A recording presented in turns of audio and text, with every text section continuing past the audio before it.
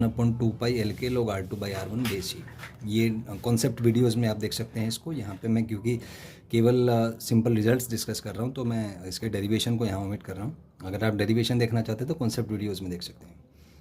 Next है spherical resistance.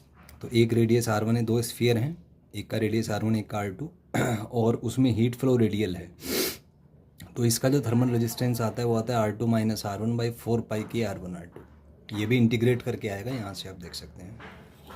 कई बार आपको ऐसा देते हैं कि एक सिलेंडर है R1 का सॉलिड सिलेंडर और उसके बाद एक शेल है जिसका रेडियस R2 है, तो इसका इक्विवेलेंट रेजिस्टेंस क्या होगा। तो आप देख सकते हैं 1 और 2 ये दोनों पैरेलल में होंगे, तो इसका रेजिस्टेंस R1 मान लीजिए, इसका R2 मान लीजिए, तो equivalent resistance R1 R2/R1 + R2 आ जाएगा।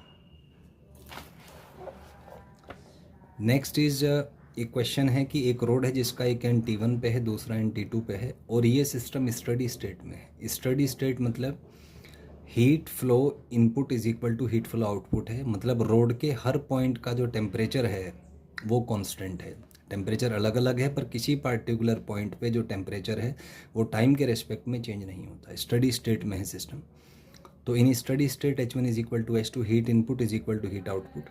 तो हम एक क्रॉस सेक्शन लेते हैं जिसका टेम्परेचर T है। तो मान लीजिए यहाँ से इधर से हीट H1 आया और इधर से हीट H2 गया, तो अगर टेम्परेचर चेंज नहीं हो रहा तो H1 is equal to H2 होना चाहिए। तो इस क्रॉस सेक्शन पे हम फोरियर रूल लगा देते हैं, तो हीट 1 हो जाएगा K1 T1 - T/x यहाँ से, और इसके लिए हो जाएगा K8 T - T2/L - x। इनको सॉल्व करेंगे तो फाइनली जो एक्सप्रेशन है वो आ जाएगा T is equal to T1 - x/L T1 - T2।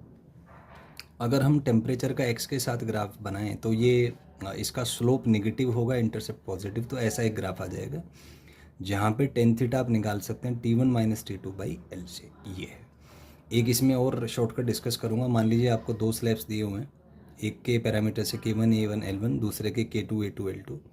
तो जो इसका इक्विलिब्रियम टेम्परेचर होता है वो इसी को डिराइव करके आया है, यहीं से H1 is equal to H2 ले लीजिए।